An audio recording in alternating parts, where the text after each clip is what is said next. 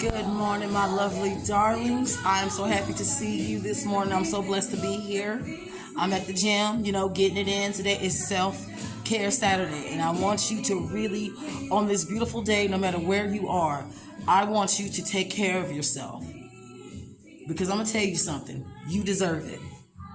This week has probably been a long week, emotional roller coaster, things that you weren't expecting to happen, whether there be blessings or whether it be something that is causing trouble. It's for a reason, it's for a purpose. Trust me. Hold on. Keep the faith, baby. Remember to pray. Okay? I'm just going to put this out there, and I'm going to get started. To all my weirdos, misfits, misunderstoods, baby, when I tell you something, I am all three. So you're always welcome here with me.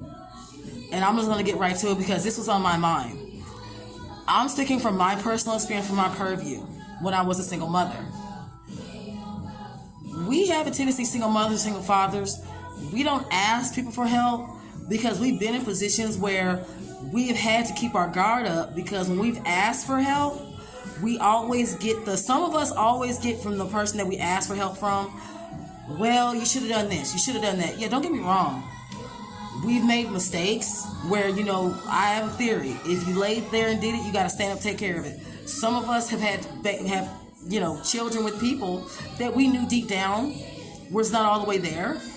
But at the end of the day, when that single mom or that single father asks for help, they don't need to be reprimanded and told the things that they should have, could have done.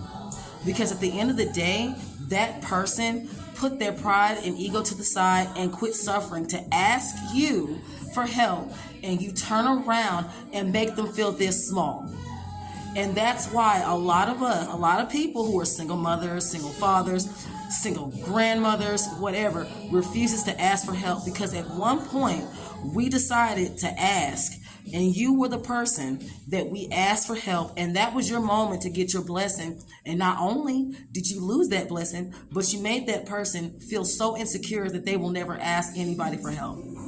That somebody literally has to show them, God has to show them a decent person. Don't get me wrong, whether you meant well, and I'm going to tell you something.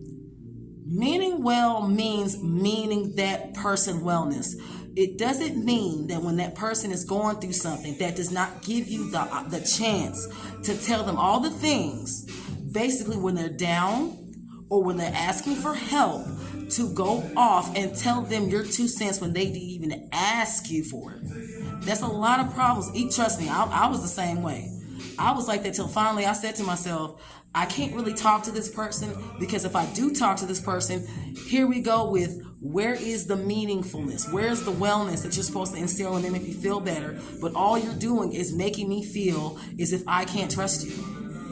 And that's a lot of things that y'all need to understand dealing with people with mental illness and dealing with people who have dealt with emotional trauma. It's hard for people like us to open our mouths when we have been rejected and told that our feelings don't matter. Or we've been told, well, it's your problem, you deal with it. And don't get me wrong, yes, a lot of things are caused by the decisions we make, but if that person has never asked anybody for help, and when they finally open their mouth and ask for help, don't you dare take that opportunity to go off on your tangent and tell them A, B, C, D, E, F, G. Because from my personal experience, if you do that to me, I'm never going to tell you anything. I will give it to God. Because I don't get that from God. If I get that from you, then I'm not going to tell you anything. I can't trust you. That's what y'all need to think about when y'all are dealing on the other side of this. Think about it. If that person has not asked you for help, is doing the best they can, and you come up and say, well, you're not doing this right. How dare you? If you've never been a single parent or a single father, you have no right to give anybody advice. Just like if somebody's married, I'm not going to give nobody no marriage advice because I'm not married. So some of y'all need to pick your spots. And for all the single mothers, single fathers out there who are trying to get it, who feel like you're alone, let me tell you something. God has his hand on you.